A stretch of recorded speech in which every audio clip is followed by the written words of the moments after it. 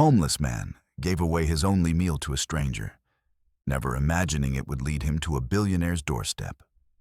In a world where kindness often goes unnoticed, Marcus's selfless act caught the eye of someone with the power to change everything.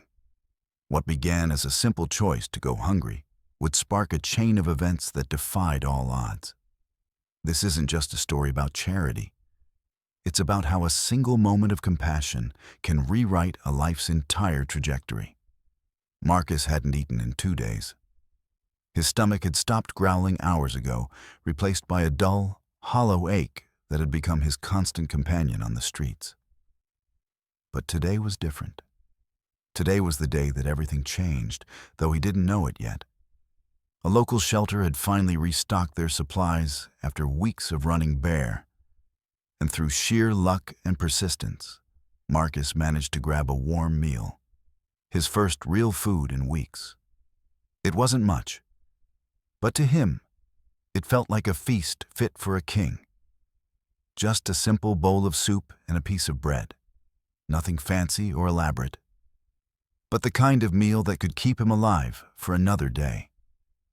He made his way to his favorite spot in Riverside Park, a weathered bench tucked away from the main paths where he could sit in relative peace.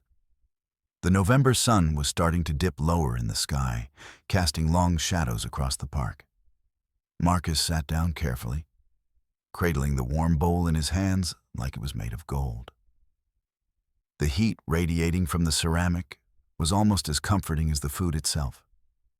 A small comfort in a life filled with discomfort. He began to eat slowly, deliberately, trying to make every spoonful last as long as possible. Years on the streets had taught him this skill. He'd learned to stretch a meal, to savor it, to make the experience last longer than the actual nutrition required. It was a survival technique, yes, but it was also a way to preserve his dignity in a world that had stripped so much of it away. For a brief, fleeting moment, Marcus allowed himself to believe that maybe things were turning around. Maybe this was the beginning of something better. Maybe he'd find more work tomorrow. Maybe he'd save enough for a few nights in a shelter. Maybe, just maybe, his luck was finally changing. Then he heard it. A sound that pierced through his moment of fragile peace like a knife through butter. A child's cry. Not just any cry, but the desperate, hungry wail of a young child. The kind of cry that comes from a place of genuine anguish and suffering. It was the cry of someone who was hurting, someone who needed help. Marcus looked up from his bowl, his spoon frozen halfway to his mouth. Sitting just 30 feet away on another bench, partially obscured by a cluster of bare trees, was a woman. Probably in her mid-30s, though hardship had aged her beyond her years. She was thin, gaunt even, with worry lines etched deep into her face. 2 small children were clinging to her sides, like they were afraid she might disappear if they let go. The younger one, no more than 4 years old, was sobbing uncontrollably, tears streaming down his dirt-smudged cheeks. His little body was shaking with the force of his cries. The older child, maybe 7 or 8, sat silently beside his mother with hollow, empty eyes that seemed to have seen far too much for someone so young. Marcus recognized those eyes. He'd seen them countless times before. He saw them every single time he looked in a mirror. The mother was whispering urgently to her children, trying desperately to comfort them, trying to soothe their pain with words and gentle touches. But her own desperation was written all over her face in bold, unmistakable letters. She didn't have food. She didn't have shelter. She didn't have money or a job, or any of the basic necessities that most people took for granted. All she had was 2 hungry, crying children, and the crushing weight of the world bearing down on her shoulders. Marcus looked down at his bowl. It was still half full. The soup was still warm. The bread was still soft. It was real food, genuine sustenance that could keep him alive for another day. Then he looked back at those children, at their hollow eyes, at their trembling bodies, at the way they clung to their mother as if she was the only thing keeping them tethered to this world. He looked back at his bowl, then back at the children, back at the bowl, back at the children. What he didn't know in that moment, what he couldn't possibly have known, was that his next decision, made in just a few seconds of pure human instinct, would set off a chain of events that would eventually lead him to a place he never could have imagined in his wildest dreams. A place that seemed impossible.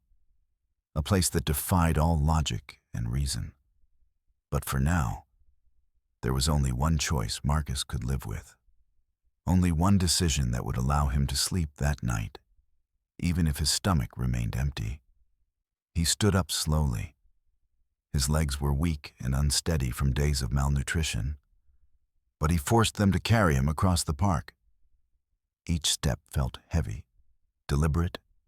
He could feel the weight of his own hunger, the gnawing emptiness inside him. But something stronger, something deeper, was pulling him forward. The mother looked up suddenly, her eyes wide with confusion and wariness. Street life teaches you to be suspicious of strangers, to expect the worst, to protect what little you have. She instinctively pulled her children closer, her body tensing. "For your kids," Marcus said simply, his voice quiet but steady. He extended the bowl toward her with trembling hands, hands that were shaking not from fear, but from the magnitude of what he was about to do. The woman's eyes filled with tears. Her mouth opened and closed several times before she could form words. I can't take your food. You need this. You're hungry too. I can see it in your eyes." "They need it more," Marcus replied, and he meant every single word with the deepest part of his soul. "Please, take it." As the mother accepted the bowl with shaking hands and the children began to eat, their cries turning to quiet sniffles, then to the soft sounds of grateful consumption, Marcus turned and walked away. He walked back toward the edge of the park, his legs feeling even weaker now, his stomach feeling even more hollow.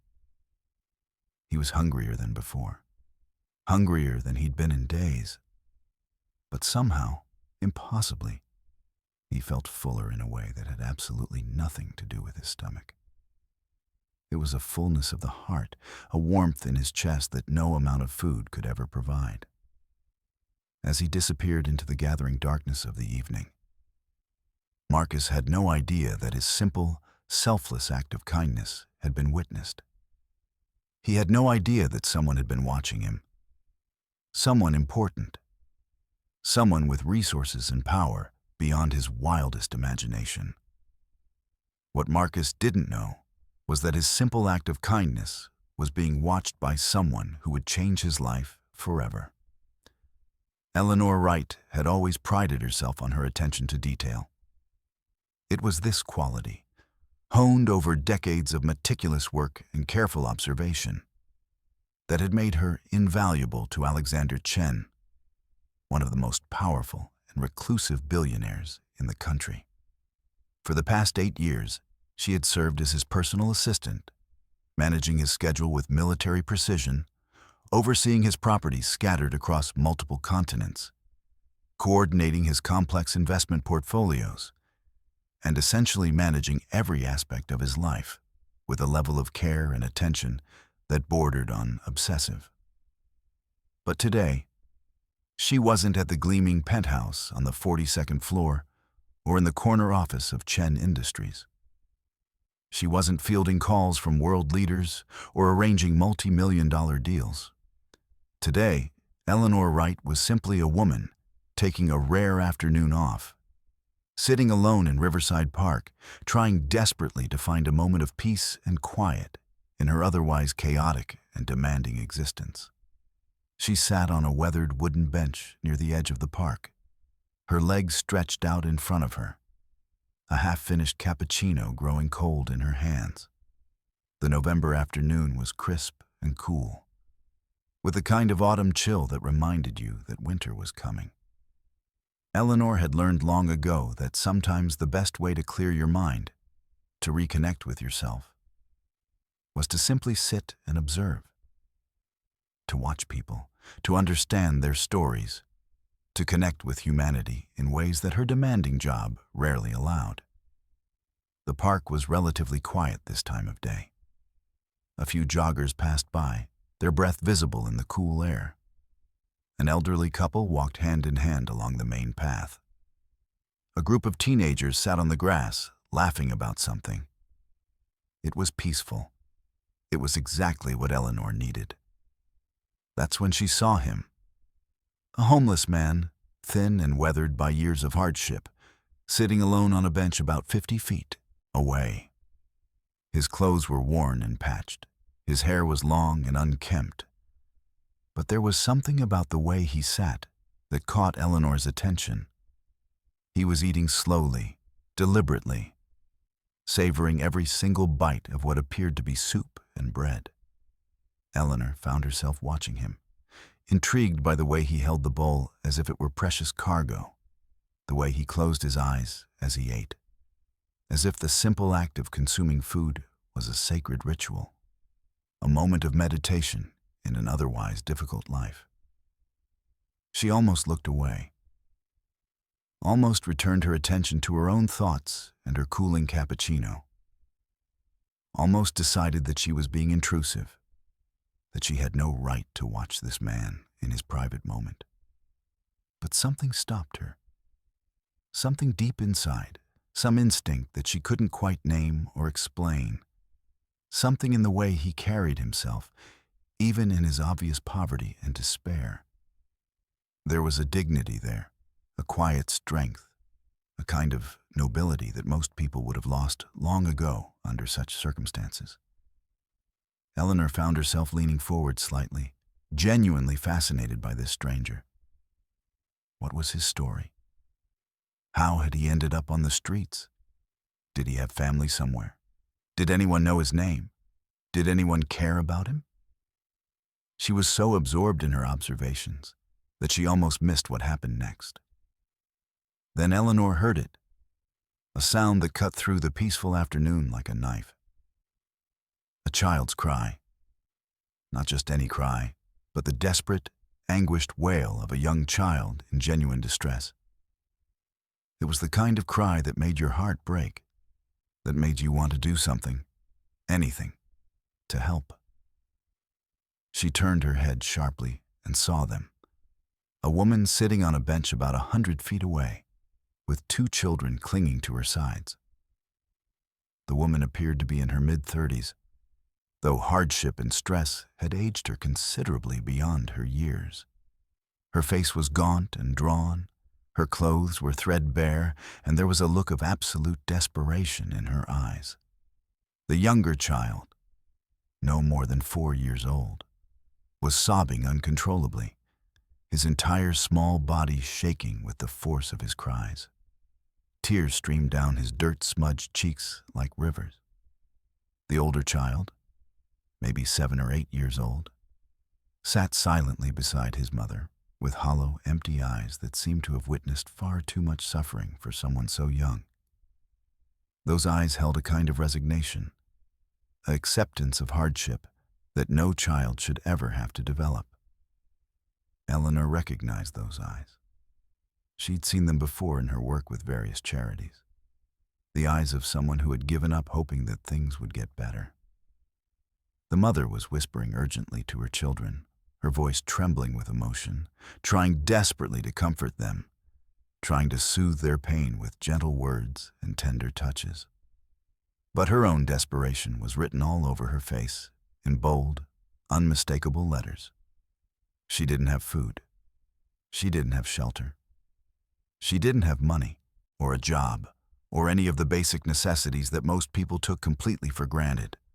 All she had was two hungry, crying children, and the absolutely crushing weight of the world bearing down on her shoulders with relentless force. Eleanor felt tears beginning to form in her own eyes. This was the reality that most wealthy people never had to see. This was the world that existed just outside their carefully constructed bubbles of privilege and comfort. And then something extraordinary happened. The homeless man, the one Eleanor had been watching, stood up. Slowly, deliberately, he stood up from his bench. Eleanor watched in stunned silence as he made his way across the park toward the struggling family. His gait was slow and unsteady, his movements careful and deliberate. She assumed he was going to ask them for money, or perhaps offer some street advice born from his own experience of homelessness. Instead, she watched in complete and utter shock as he extended his bowl, his only meal, his only source of sustenance, the food that he had been eating so carefully and deliberately just moments before, toward the desperate mother. Eleanor's breath caught in her throat. Time seemed to slow down. She watched as the woman's face crumpled with emotion, her eyes widening in disbelief and gratitude. She watched as the children began to eat, their cries transforming into quiet sniffles, then into the soft sounds of grateful consumption. She watched as the homeless man turned away, his shoulders slightly hunched, his steps slow and heavy, his entire body language suggesting exhaustion and hunger. And she watched as he disappeared into the gathering darkness of the evening, his figure becoming smaller and smaller until he was nothing but a shadow, leaving behind him an act of pure, unadulterated kindness that seemed almost impossible in a world so filled with selfishness, greed, and indifference. Eleanor sat frozen on her bench, her coffee completely forgotten, her mind racing at 1,000 miles per hour. She replayed the scene over and over in her head, analyzing every detail, every gesture, every expression that had crossed the homeless man's face. In all her years navigating the wealthy elite, in all her years surrounded by billionaires and moguls and powerful people who thought nothing of spending thousands of dollars on a single meal, she had rarely, if ever, witnessed such genuine compassion, such selflessness, such raw, authentic humanity. She knew in that moment, with absolute certainty, that she had to find him again. She had to learn his story. She had to understand what drove a man with nothing to give everything to strangers. That night, Eleanor returned to her small apartment in a modest neighborhood, modest by her employer's standards at least. It was a one-bedroom unit in a well-maintained building, nothing fancy, but comfortable and safe. She couldn't stop thinking about the homeless man. She replayed the scene over and over in her mind, analyzing every detail, every gesture, every expression on his face. It consumed her thoughts throughout dinner. It kept her awake as she lay in bed. It was the first thing she thought about when she woke up the next morning. She pulled out her laptop and began to research methodically. She contacted the local shelters, asking discreet questions about a man matching his description. She checked social media, community boards, homeless advocacy websites, anywhere that might help her track him down. She spoke to social workers and outreach coordinators. It was an obsession, she knew, but it was an obsession born from genuine admiration and a deep desire to understand what had motivated such an act of kindness. Days turned into weeks. Eleanor continued her search, fitting it into the margins of her demanding job. She visited Riverside Park regularly during her lunch breaks and days off, hoping to spot him again, scanning the faces of every homeless person she encountered. She spoke to other homeless individuals, asking if they knew him, if they'd seen him, if they could tell her anything about him. She left her contact information with shelter workers and outreach programs. Slowly, piece by piece, a picture began to emerge. His name was Marcus. He'd been on the streets for about 3 years, ever since he'd lost his job as a warehouse manager during an economic downturn. He'd had a family once, a wife and 2 children. But they'd left him when the money ran out, and his depression became too much to bear. He was known among the homeless community for his kindness, for the way he helped others despite his own desperate circumstances. Other homeless people spoke of him with respect and admiration. He was the kind of man who would give you the shirt off his back, even if he only had 1 shirt to his name. The more Eleanor learned about Marcus, the more convinced she became that she needed to tell her employer about him. Alexander Chen was not a sentimental man. He was brilliant, ruthless, and driven by logic and profit margins. He had built his empire through shrewd business decisions and an almost inhuman ability to remain detached and objective. But Eleanor had worked for him long enough to know that beneath his cold exterior, there was a man who valued integrity and authenticity above all else. He despised phoniness and pretense. And Marcus, from everything Eleanor had learned, was about as authentic as they came. One evening, about 3 weeks after witnessing the scene in the park, Eleanor was preparing Alexander's dinner in the penthouse kitchen. The kitchen was state-of-the-art, with every appliance and tool imaginable at her fingertips. She was preparing his favorite meal, pan-seared salmon with asparagus and a delicate lemon sauce. As she worked, she made a decision. She would tell him about Marcus. She would describe the scene she'd witnessed in the park in vivid detail. She would explain why she believed that this homeless man, this stranger she'd never met, was someone worth knowing. She would take the risk of seeming sentimental or foolish, because she genuinely believed that Alexander needed to know about this man. As she carried the dinner tray into Alexander's private study, Eleanor took a deep breath to calm her nerves. She had no idea how he would react. She had no idea whether he would dismiss her story as irrelevant or listen with genuine interest. She had no idea that her decision to speak up about a homeless man she'd seen in the park would set in motion a series of events that would ultimately change 3 lives forever. Hers, Alexander's, and most importantly, Marcus's. "Sir?" she began carefully, her voice steady despite her nervousness. "I need to tell you about someone I met. Someone remarkable." Alexander looked up from his desk, one eyebrow raised in that characteristic expression of mild curiosity mixed with skepticism. He was not accustomed to his assistant making personal requests or bringing matters to his attention that fell outside her job description. But Eleanor had his full attention now, and there was something in her voice that suggested this was important. And as she told him the story of Marcus and his selfless act of kindness, describing every detail, every emotion, every moment of that afternoon in the park, something shifted in Alexander Chen's expression.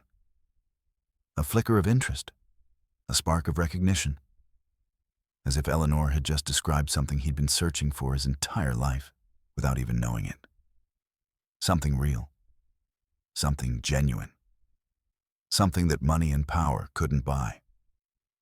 "Tell me everything," Alexander said quietly, leaning back in his chair. "I want to know everything about this man. His full name, his history, where he sleeps, what he eats, everything."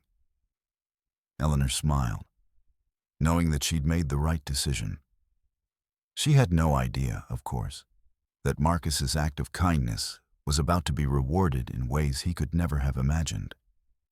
She had no idea that the billionaire sitting before her was about to embark on a quest that would test his wealth, his power, and his humanity in equal measure.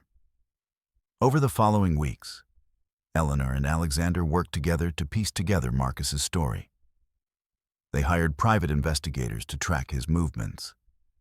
They spoke to social workers and shelter coordinators. They built a comprehensive profile of the man who had given away his only meal to strangers. But as winter grew colder and Marcus's situation more desperate, as he struggled to find shelter and food on the unforgiving streets, as temperatures dropped and snow began to fall, he had no idea that his name was being mentioned in one of the most exclusive penthouses in the city. He had no idea that a billionaire and his assistant were searching for him, determined to repay his kindness with something far more valuable than money could ever buy. He had no idea that his life was about to change forever. But what neither Eleanor nor Alexander knew was that finding Marcus would prove to be far more difficult than they'd anticipated. And that when they finally did locate him, he would be in a condition far more dire than any of them could have imagined, facing a crisis that would test not just their resolve, but the very limits of what wealth and power could accomplish. The winter of that year was one of the harshest the city had experienced in decades. Snow fell relentlessly from November through February, blanketing the streets in thick white blankets and transforming the urban landscape into something both hauntingly beautiful and treacherously dangerous. The temperature dropped to record lows, with wind chills that made exposed skin burn within minutes. For the homeless population scattered throughout the city, it was a season of survival, a time when the stakes were higher than ever before. Every night without shelter could be a night that didn't end in waking up. Every morning was a small miracle, a victory simply by virtue of having survived another night. Alexander Chen sat alone in his private study on the 42nd floor of his building, surrounded by meticulously organized files and photographs and detailed reports about Marcus Thompson. Yes, they had discovered his full name within the first week of their search. Marcus Thompson, age 47, formerly employed as a warehouse manager at Riverside Logistics, a position he had held with distinction for 12 years before the economic downturn of 2008. Married once to a woman named Susan, divorced now for nearly 5 years. 2 children, ages 14 and 16, living with their mother in Portland, Oregon. No contact with his children in nearly 2 years, a fact that seemed to pain him deeply, according to the notes Eleanor had compiled. No known family in the city, no permanent address, no phone number, no digital footprint whatsoever. It was as if Marcus had deliberately erased himself from the world, systematically removing every trace of his existence from the modern systems and networks that tracked and monitored most people's lives.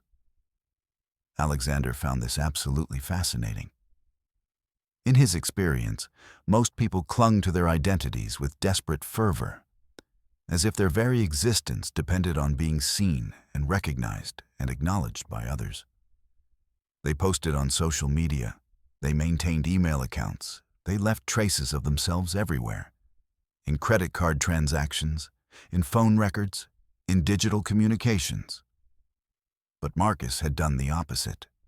He had simplified his life to its most basic and fundamental elements: survival, food, shelter, the next day. Nothing more, nothing less. "We've tracked him to 17 different locations," Eleanor said, entering the study with a steaming cup of tea that she had prepared exactly the way Alexander preferred it: 2 sugars, a splash of cream, steeped for precisely 4 minutes.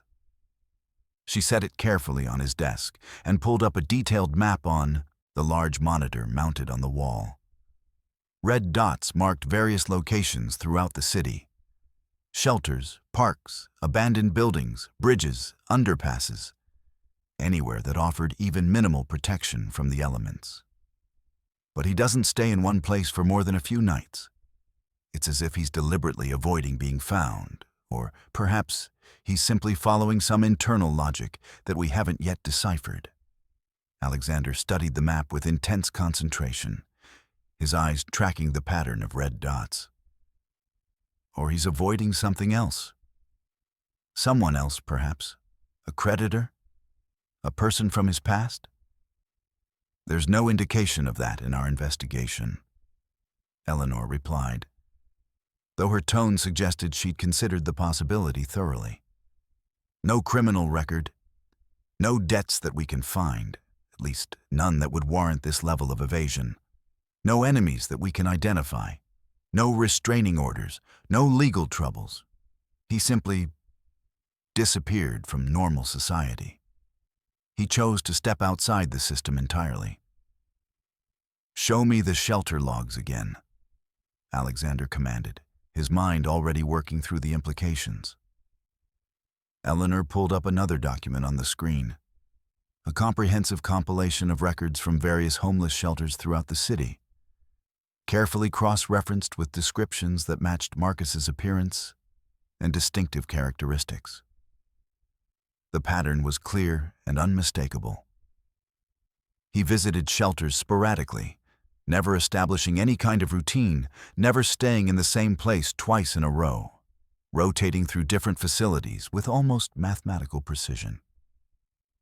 It was the behavior of someone who had learned to survive by being unpredictable, by making himself a moving target, by refusing to be pinned down or tracked.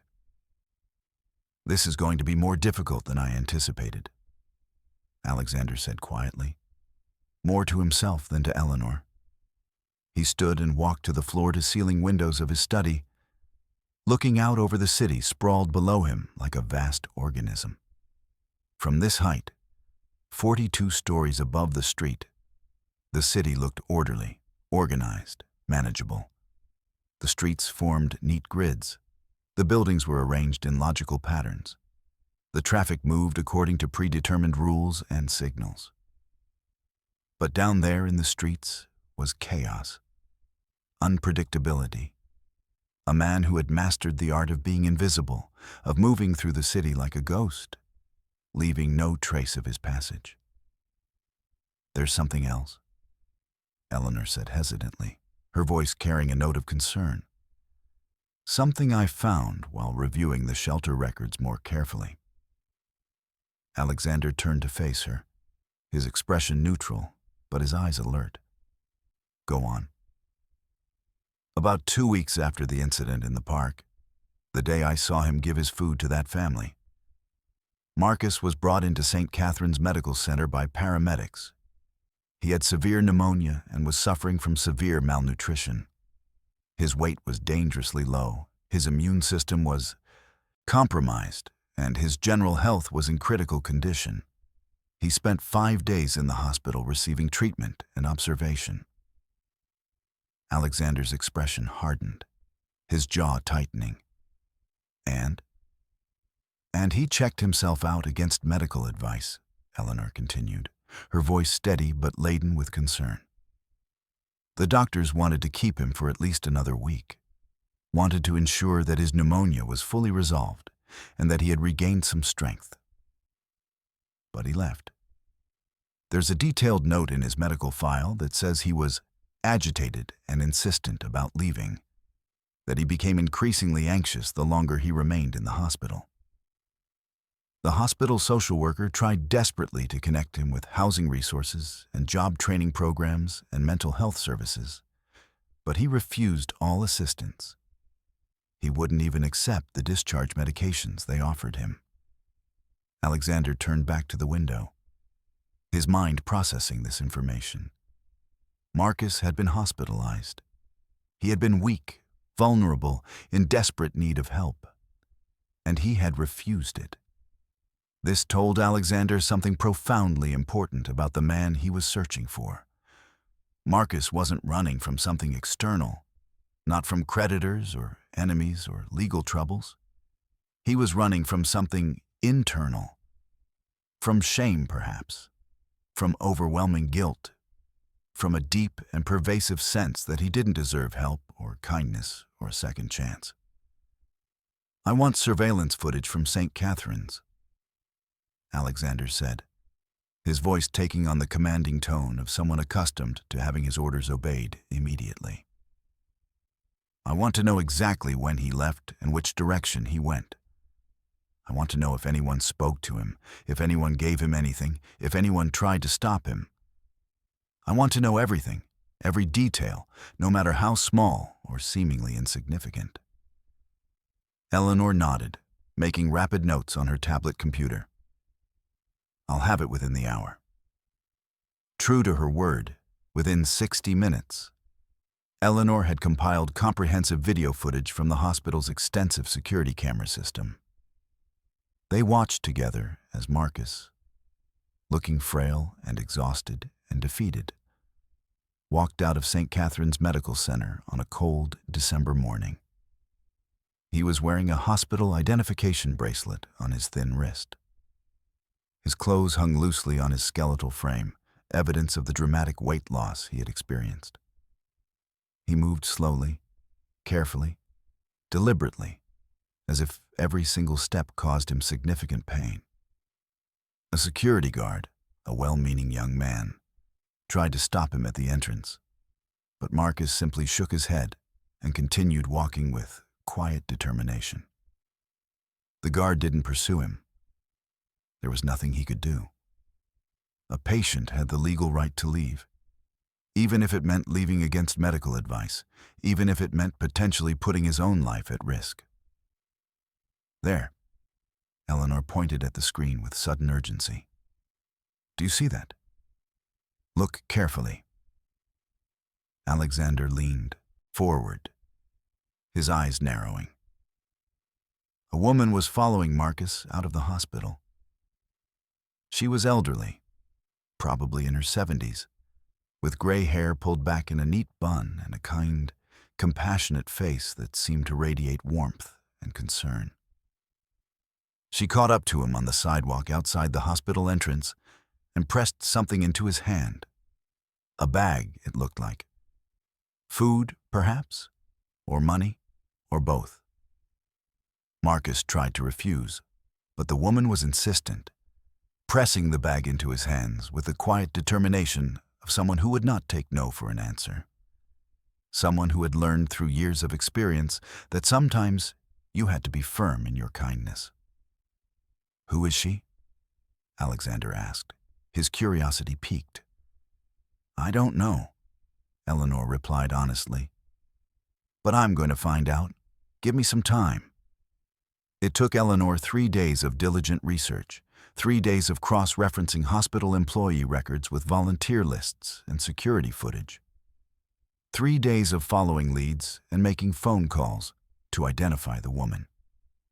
Her name was Dorothy Kwan, age 73, a retired nurse who had spent 45 years working in various hospitals and medical facilities before retiring 5 years ago. Since her retirement, she had dedicated herself to volunteering at St. Catherine's Medical Center, working in the records department and helping coordinate outreach programs.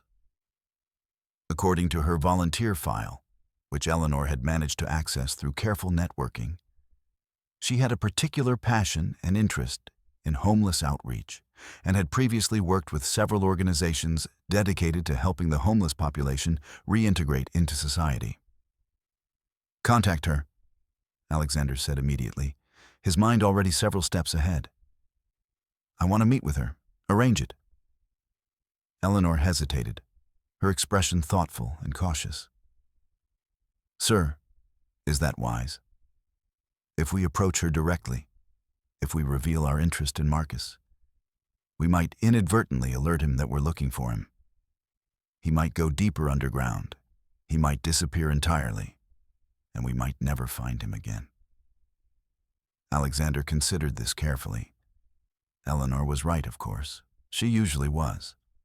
Approaching Dorothy directly carried significant risks, but he was growing increasingly impatient, increasingly anxious about Marcus's welfare. Winter was deepening with each passing day. The temperatures were dropping lower and lower. Every night that passed was a night that Marcus was exposed to the elements, vulnerable to illness, at serious risk of death. Find out where she works. Alexander said finally, his voice carrying the weight of careful deliberation. Find out her routine. Find out where she goes, what she does, who she associates with. We'll approach this carefully, methodically. We'll find an opening, a natural opportunity to make contact without arousing suspicion. Over the next week, Eleanor compiled a detailed and comprehensive dossier on Dorothy Kwan. She lived in a modest apartment in the same neighborhood as the hospital, a building that had seen better days but was well maintained and safe.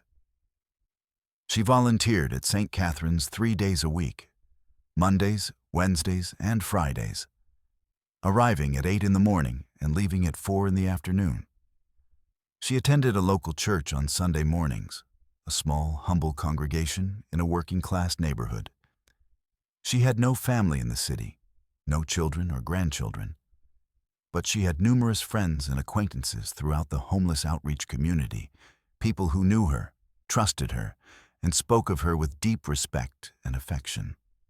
Most importantly, Eleanor discovered that Dorothy ran an informal network of safe houses, apartments and rooms donated by sympathetic landlords and property owners, where homeless individuals could stay for short periods without judgment or bureaucratic red tape, without having to answer invasive questions or fill out extensive paperwork.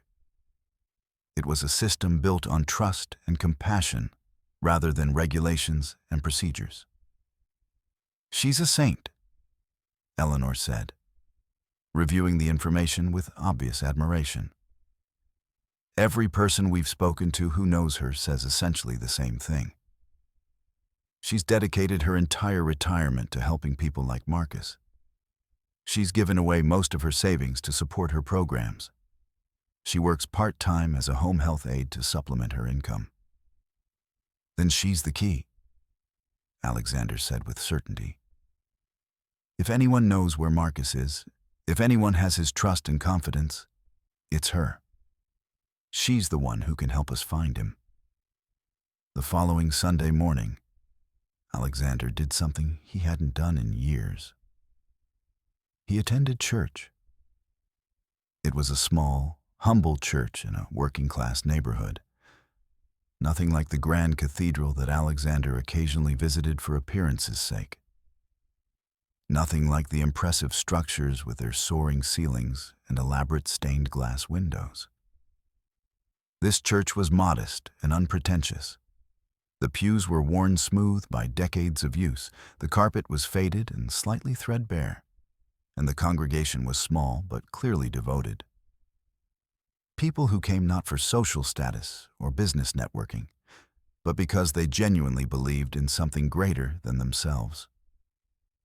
The pastor was an elderly man with kind eyes and a gentle voice.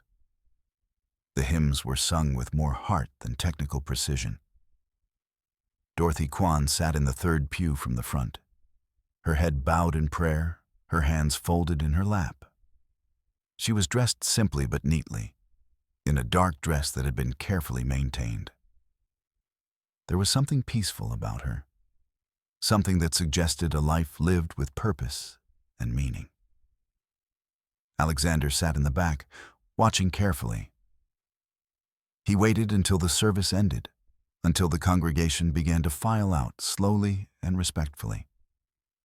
He waited until Dorothy was gathering her coat and purse, preparing to leave. Then he approached her, moving carefully so as not to startle her. "Miss Kwan?" he said, gently, his voice quiet and respectful. Dorothy turned, her eyes curious and slightly wary. She didn't recognize him. Why would she? To her, he was just another man in an expensive suit, a stranger in her church, and she'd learned long ago not to judge people by their appearance or their wealth. "Yes, can I help you?" "I'm Alexander Chen," he said, extending his hand in greeting. "I wonder if we could speak privately. It's about someone I believe you know." Something flickered in Dorothy's eyes. Recognition, perhaps, or wariness, protective concern. She studied him carefully, assessing him, trying to determine his intentions and character. "I don't believe we've met before, Mr. Chen." "We haven't," Alexander agreed, his hand still extended. "But I believe you know someone I'm looking for. A man named Marcus Thompson." Dorothy's expression closed off immediately, like a door slamming shut. She withdrew her hand and turned away slightly. "I don't discuss my clients, Mr. Chen. That's a matter of privacy and trust. Those are sacred principles to me." "I understand," Alexander said, and he meant it sincerely. "And I respect that. But I'm not here to harm him. Quite the opposite, in fact. I'm here because I want to help him." Dorothy began walking toward the exit, and Alexander followed her, maintaining a respectful distance. "If you're looking for him, I suggest you speak to him directly. I won't betray his confidence, and I won't help you find him if your intentions are unclear or questionable." "He won't speak to me," Alexander said, his voice carrying a note of urgency and genuine concern. "He doesn't know me, but you do know me, or rather, you know of me. Alexander Chen. I own Chen Industries. I'm not a poor man, Miss Kwan. I have resources, I have power, I have influence, and I want to use those resources to help Marcus. I witnessed, I learned about an act of extraordinary kindness that he performed. He gave away his only meal to feed hungry children. I want to repay that kindness. I want to help him rebuild his life." Dorothy stopped walking and turned to face him fully, her expression skeptical but thoughtful. "Why would a man like you care about a homeless man? What interest could you possibly have in someone like Marcus? What's in it for you?"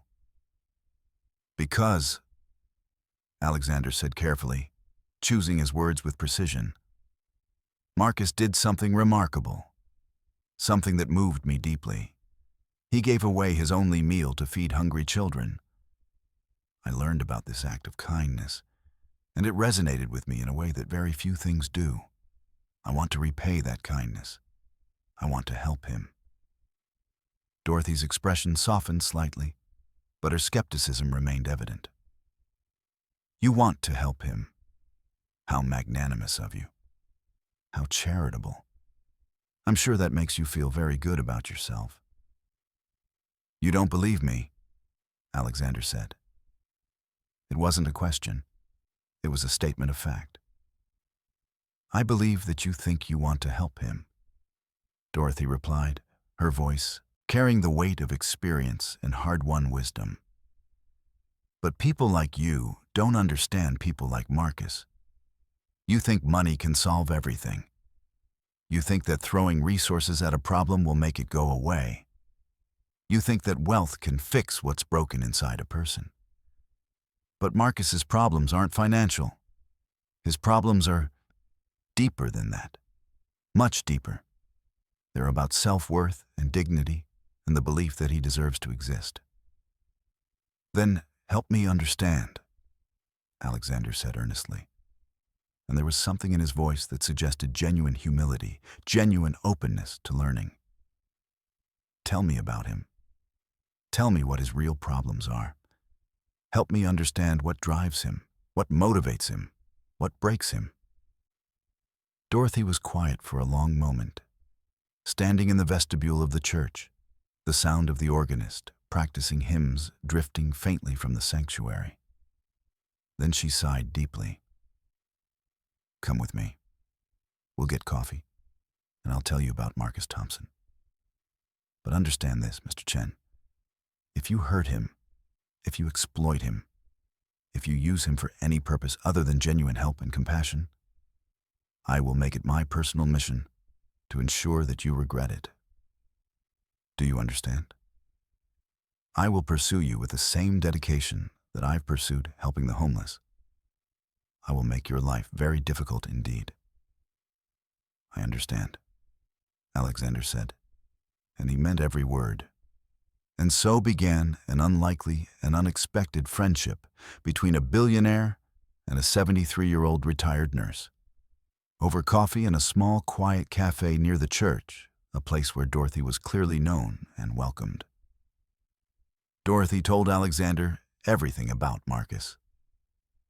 She told him about the man's devastating depression, his overwhelming sense of worthlessness, his deeply held belief that he didn't deserve help or kindness or a second chance.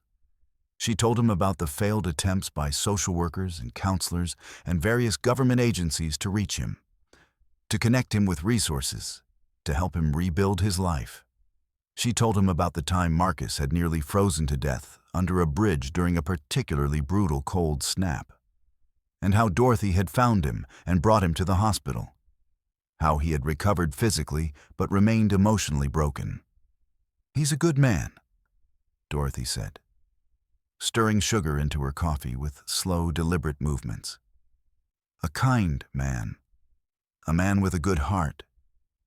But he's broken in ways that are hard to fix, ways that go deeper than physical illness or lack of resources.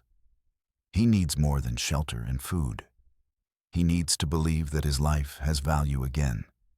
He needs to believe that he deserves to exist, that he has something to contribute to the world, that his life matters." "How do I help him believe that?" Alexander asked, his voice carrying genuine uncertainty. "How do I convince a man that his life has value when he's lost faith in himself?" Dorothy looked at him carefully, studying his face, trying to determine whether his concern was genuine or performative. "I don't know, Mr. Chen.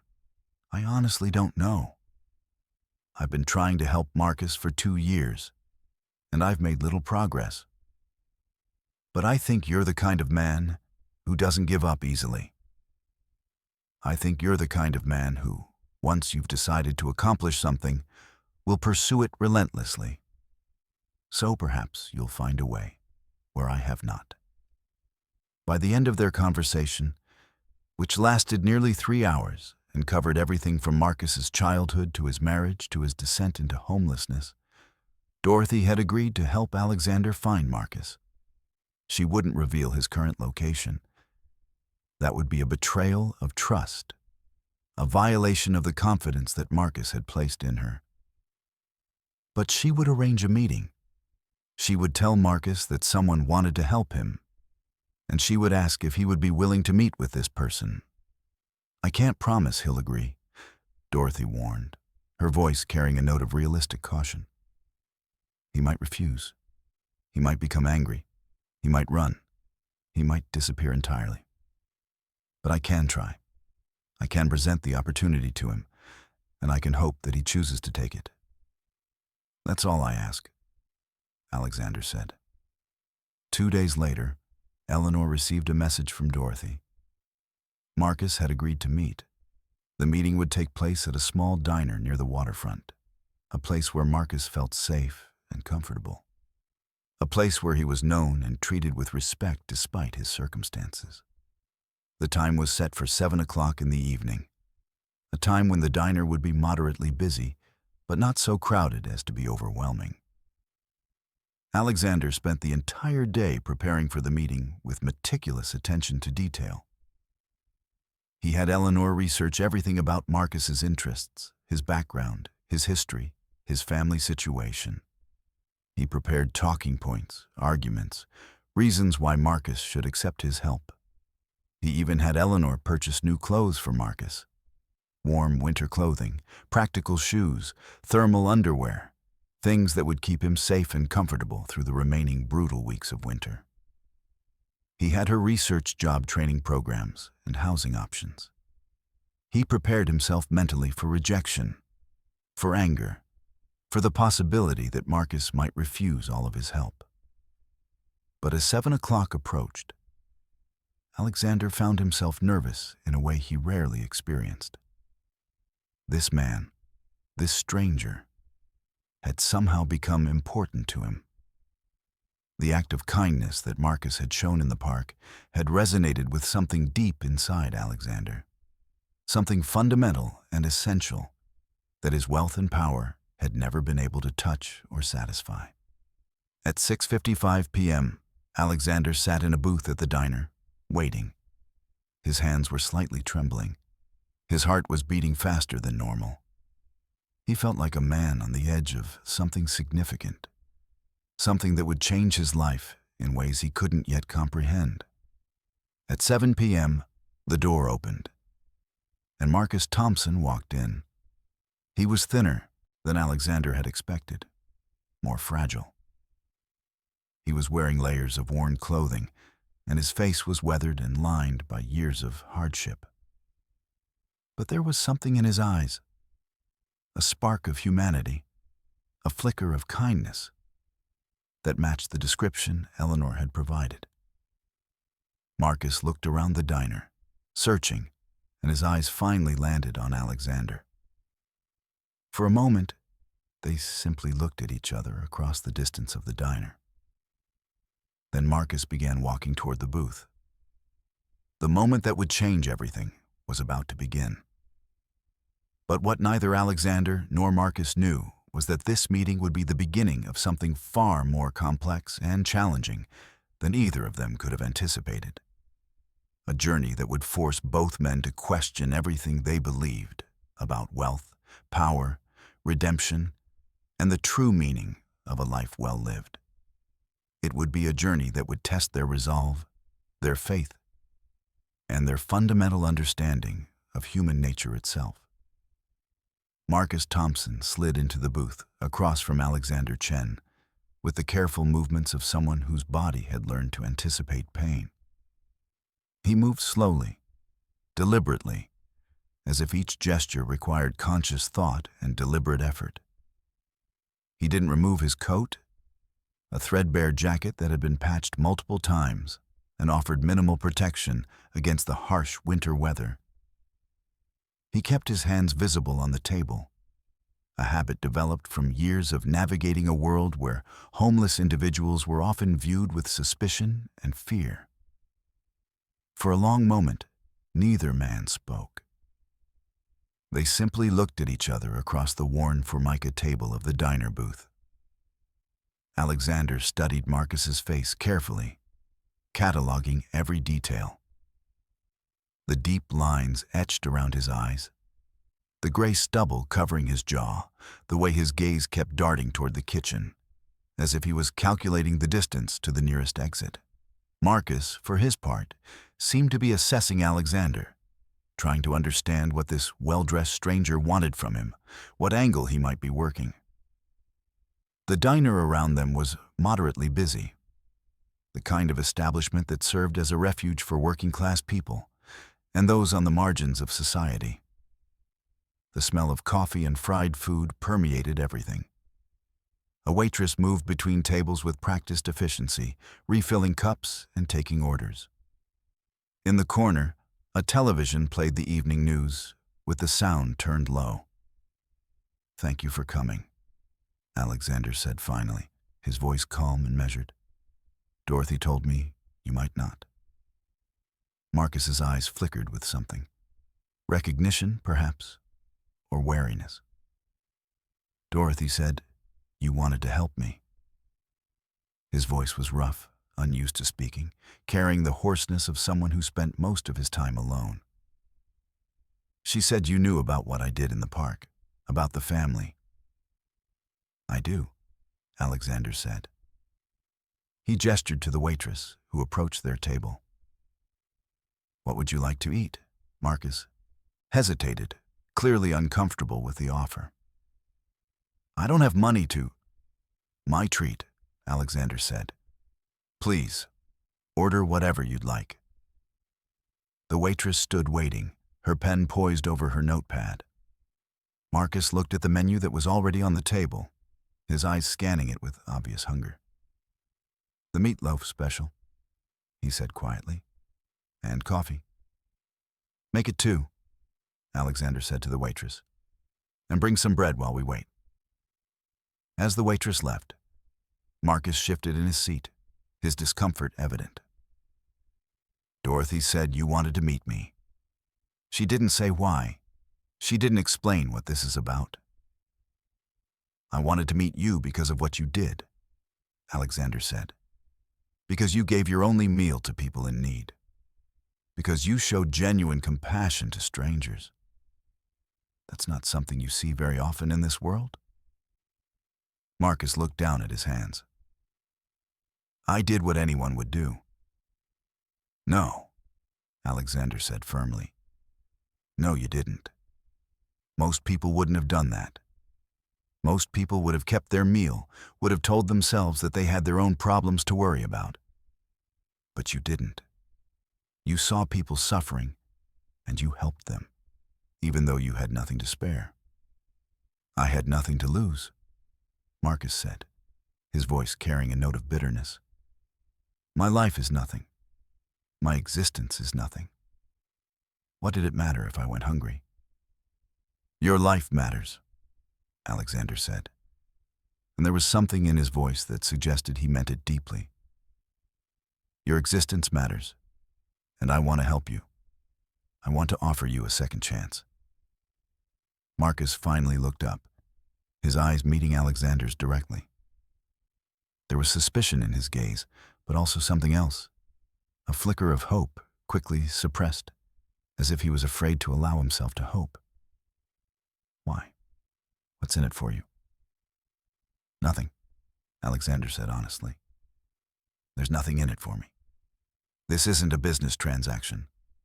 I'm not expecting anything in return. I simply want to help you rebuild your life. The bread arrived, and Marcus reached for it immediately, tearing off a piece and eating it slowly, savoring each bite.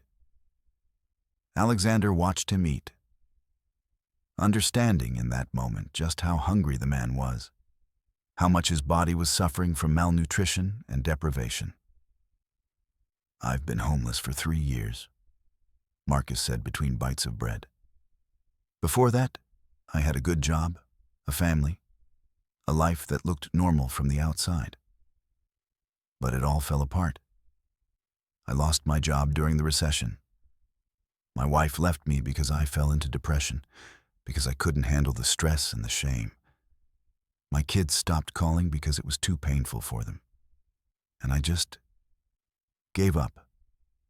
I decided that I didn't deserve to have a normal life anymore. Why? Alexander asked. Why did you decide that?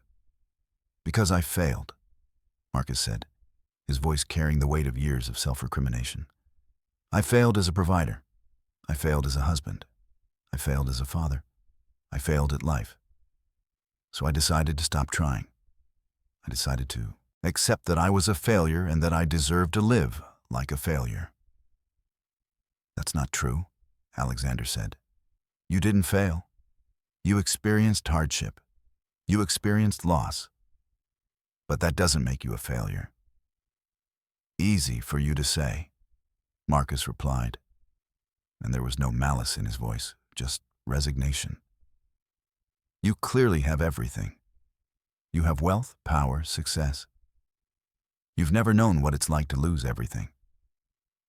You're right, Alexander acknowledged. I haven't. But I've learned something from watching you, from learning about you. I've learned that true strength isn't measured by what you have or what you've accomplished. True strength is measured by how you treat others, by your capacity for compassion and kindness, even when you have nothing left to give. You've shown me that strength. The meatloaf arrived, and Marcus ate with quiet desperation, consuming the food methodically and efficiently, as if he was afraid it might disappear if he didn't eat it quickly enough. Alexander waited patiently for him to finish, not pushing, not demanding anything. He simply sat across from the man and observed. When Marcus had finished eating, he sat back in the booth, looking slightly more substantial, slightly more present than he had at the beginning of their meeting. So what now? He asked. What do you want from me? I want to help you get back on your feet, Alexander said. I want to help you find stable housing. I want to help you get job training. I want to help you reconnect with your family, if you're willing. I want to help you rebuild your life, into something that feels worth living. Marcus was quiet for a long moment. Why would you do that? You don't know me. I'm just a homeless man. I'm nobody.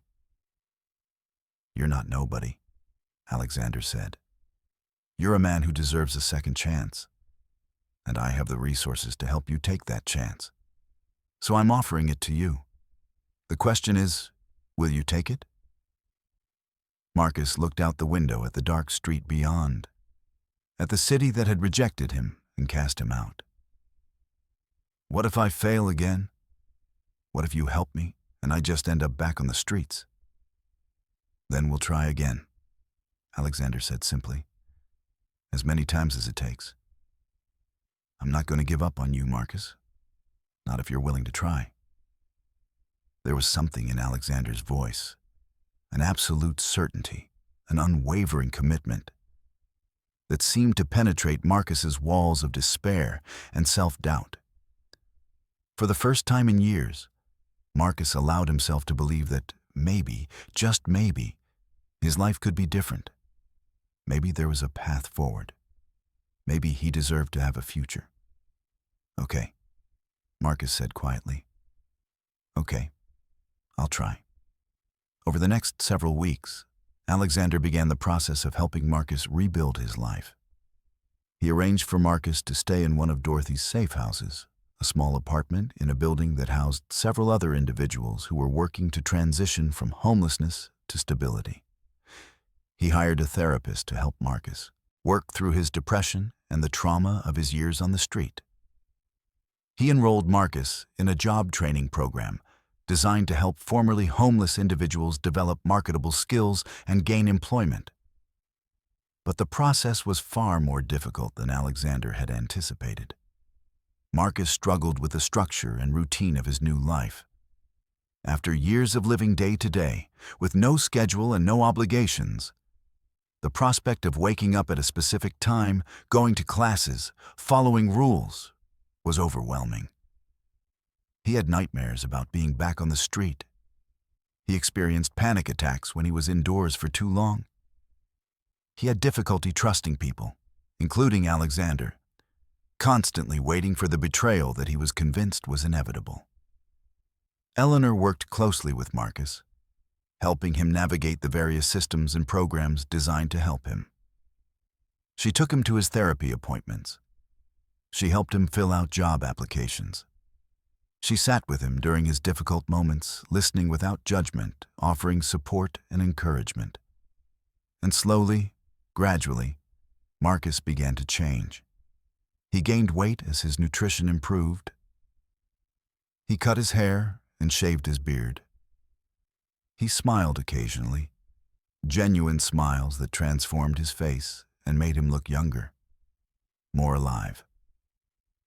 He began to engage with the other residents of the safe house, forming friendships with people who understood what he had been through.